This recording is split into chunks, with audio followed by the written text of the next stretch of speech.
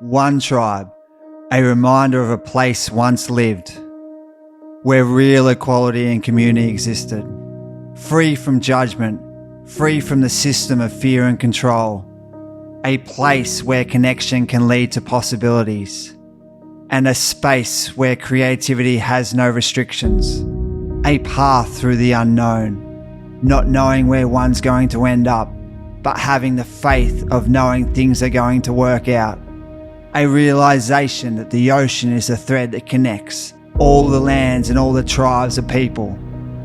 A feeling of being connected to something greater than one's own singular life. A greater realization that no man is an island. Instead, a critical piece that makes up this collective consciousness. A part of time where the past, present and future coexist. A place of magic where thoughts become things. A greater understanding that by living in harmony with nature, one gains a healthy mind, body and spirit. A universal space where energy, frequency and vibration merge into one. And a great knowing that together as one, we can make a difference. Welcome to One Tribe. I've been privileged to sort of travel the world and take photos, and the journey really started here in Gippsland. So I'm pretty stoked to be able to do the full circle and share my journey. This book came about, I had a whole career of photography, like I said, that commenced here. And then a lot of the work had been with Rip Curl on the Search, and I think my life had been the Search before the Search started. So I approached Rip Curl and said, you guys want to support me in a book, which they did, which was fantastic. But I said, it's not so much a Rip Curl book, it's more just my photographic journey, which is my search. This is an interesting shot. Again, I've been privileged to shoot Tom quite a bit, and sometimes you don't know how significant a photo can be because at the time it's just a really good wave. This was Tom at J Bay, and it's his first wave, which became quite famous from the movies. But even today, it's still a measuring stick of how well J Bay can be surfed. The locals still talk about that as a, whether it's as good as Tom's wave, whether it's, Mick Fanning or whether it's, someone today. So it's almost like history defines what's a great wave in some ways. The basic thing is that, kids come up, you have kids that are basically stronger ones, weaker ones, bigger ones, skinny, fat, everybody. But some people are going to beat up on the other people. But then some people are going to be really mean, and then this is not fair. People do stuff to other people. And what are you going to do about it? Nothing. Well, what can you do about it? All you can do is thrash the bully. Just thrash him. Give him a good thrashing. Hopefully he'll change. Society's been doing this all the time. Same way, you get this escalated to national conflict now. What about, I don't want to do war. War is illegal. War should be outlawed, which it is in Japan, for example. But what happens if somebody's beating up on your neighbor and you just sit there and say, I don't do war? Right? So the point is, but what happens with the ocean?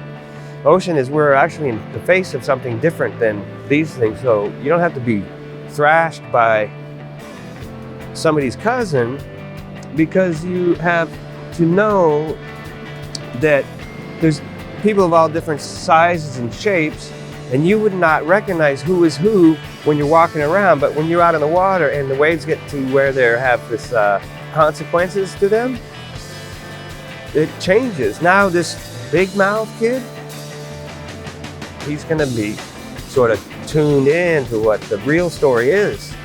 It's not going to be a big mouth and like kicking somebody because he's bigger than them or whatever, to a point. So that's the beauty of the ocean, of being able to do this, and that is really the value that I look at when you're asking these kind of questions.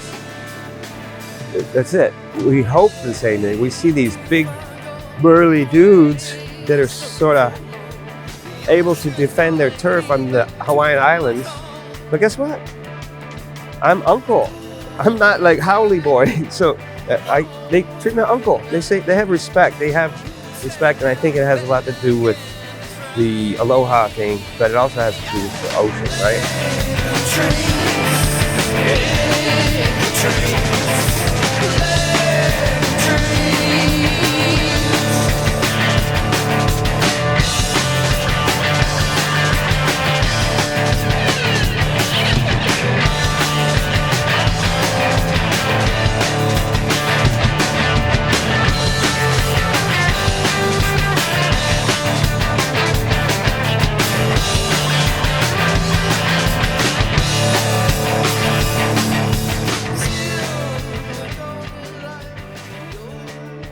I know Derek was probably involved in it.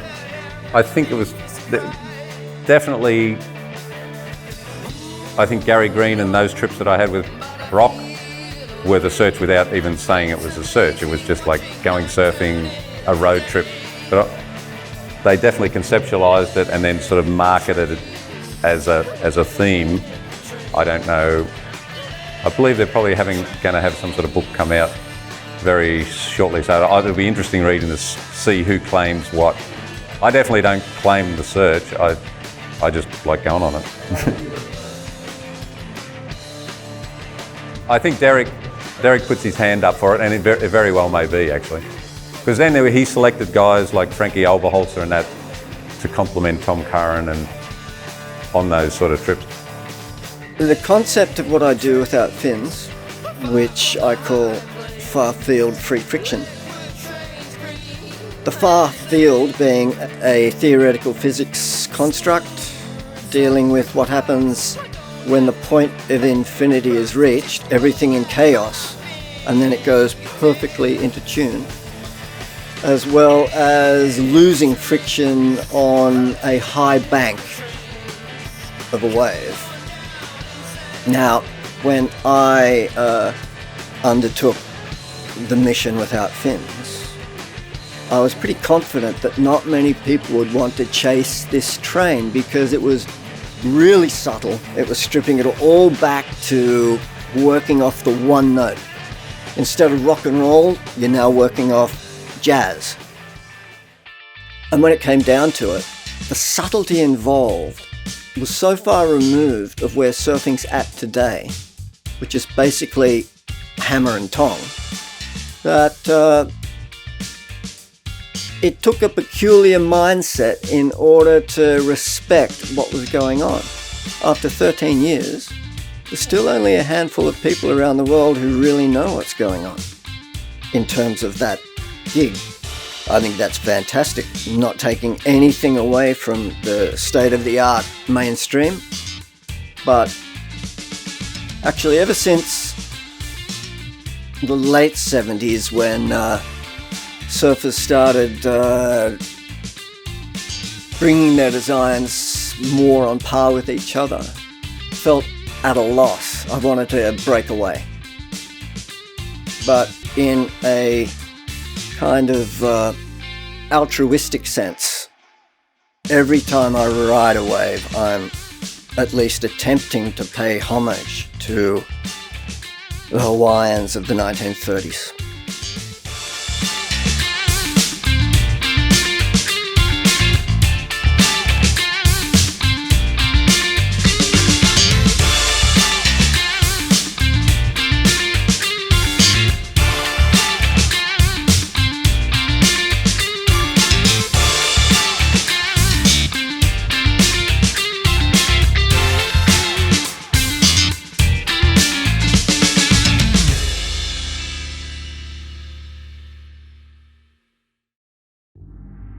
Everything's energy.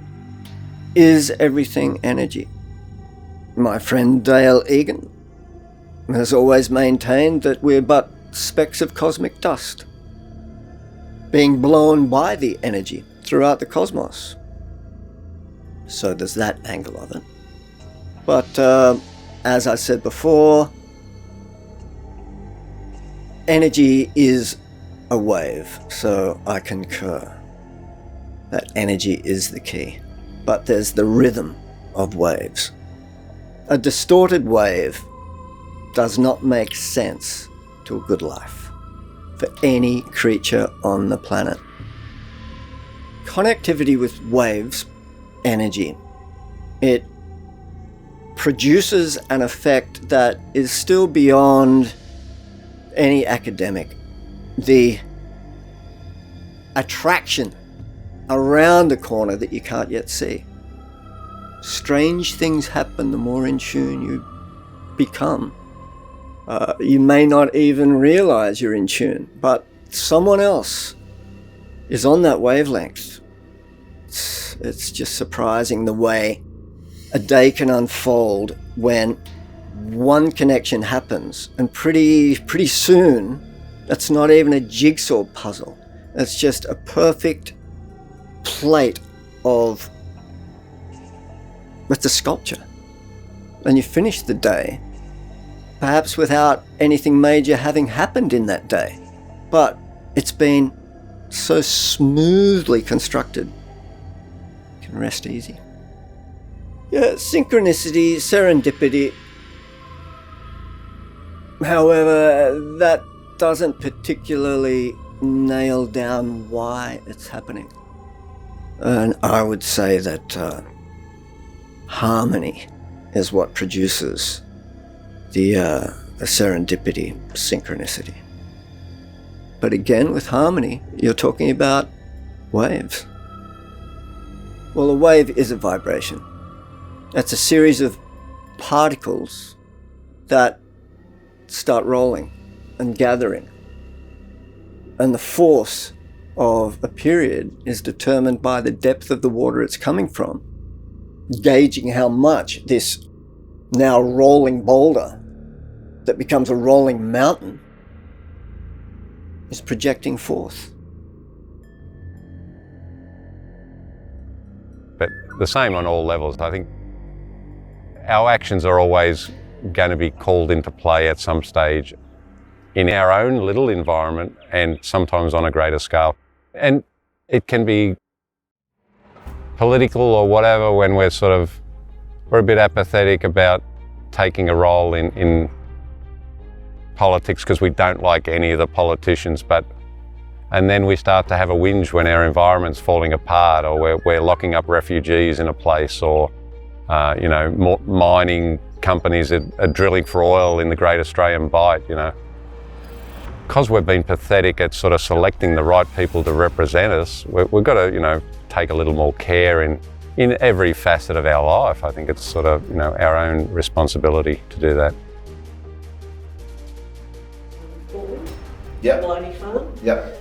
What's There's that that down there, there's like the 12 apostles, it's like Mussels. there's everything, mussels in Port Arlington, you've got all, You've like got there's all a million reasons this Tuna thing fishermen as well. And tuna, Yeah, tuna massive fishing. tuna coming through as well. Yep. Sean, we're all, the people all sitting around this table, we're all part of a new group called the Great Australian Alliance. You might have seen it. Yep, Which is, and Damo's going to run me through the setup and yeah. it's So awesome. That was good news when I heard that. Yeah, so it's a whole heap of community groups all come together to form this alliance. It's basically just 400 words in the background And then it's of the oil drilling in the Bight, Yeah. and a big graphic of That's the all you modelling. need. Because are you going with the big oil, don't surf? Big oil, that surf. Yeah. So it's kind of like, it's a very Yeah. very simple message. Yeah, and we're doing that. So we're putting that in the Surf Coast Times for 2 or 3 weeks. It's going into the local papers in every one of those local councils between here and wherever the oil from here to the Bight. It goes in every local paper between there. And you look at between South Australia all the way along here, the amount of coastline which you just can't get to. That is sheer cliff straight into the ocean. So how are you You never cleaning get that it up? So that's just sitting there forever. That's true. So there's things like that where you go, it's not a matter of even getting down on the beach and doing the cleanup. Yes, that's good for all the beaches we can, but it's how much of this coastline is that rugged along the south. I mean, in South Australia, it's just Oh, mate, you never get it out. Look at it, it's just 100-foot drop-off cliffs. No, exactly. So it'd just be this kind of ongoing negative impact to the environment. It's not a matter of like a few years. That stuff would be sitting there for just, Yeah. who knows? You never get it out. Yeah, exactly. So, Yeah. no, it's ludicrous that we even have to be sitting here having this conversation and having to fight against something that's just morally wrong. Like, it's just wrong on so many different levels. Yeah. You know? But here we are, and I'm ready to go. I mean, it's a beautiful day. Word's gotten around the country, and it's just none of this makes sense. And I think it's resonating with our communities that enough's enough. We need to stand up and ensure that we leave a legacy for future generations that we can all be proud of. We cannot keep going down this pathway of being addicted to fossil fuels. We're getting more and more desperate. I mean, the Great Australian Bight, National Marine Park. Fight for the Bight. Yeah. Well, you know, it's the whole of Victorian coastline, South Australia, Victoria, New South Wales coastline is in danger from this thing, and any risk at all is too much risk. So we'll come down to put our support behind this and put our voice behind it and show these people we don't want their drilling in the Bight. Greatest thanks and biggest pleasure, I hand it over to Damien Cole, Surf Rider Ambassador.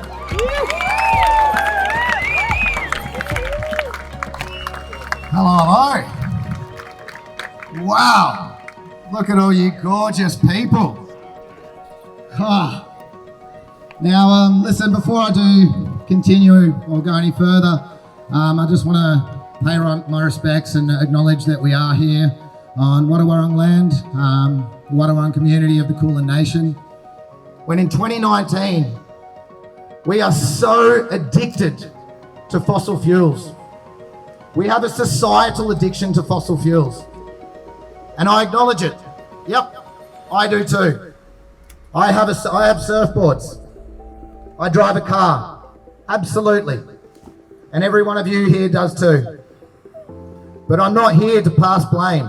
This is not about where the boards come from today. It's not about the fact that we use petrol for our cars today. This is about demanding systemic change by our governments, by our corporations, and demanding it from everybody involved. Because our planet, our ocean, that big blue thing right there, has given every single one of you so much. And it has never, ever once asked for anything in return. This planet has never asked for anything. And we have continued to take and take and take. And now, she is crying out for help, people. She is crying out for help. And it's up to us to stand together and demand a better future. Not even for us, but for intergenerational well-being. For the future generations, for these kids right here. It's for them that we're doing this. So Fight for the Bight for me, it means basically is like where I grew up. I grew up just north of here, but fighting for the Bight is actually going to save where I grew up too. So it kind of unites a lot of Australia, just those words right there, because it's going to affect everywhere if we don't fight for this Bight. For me, the ocean, I've always viewed it as like it covers the majority of our world, the ocean, and it connects us all through just basically paddling out in the ocean, having a surf, putting a smile on our face, going for a swim.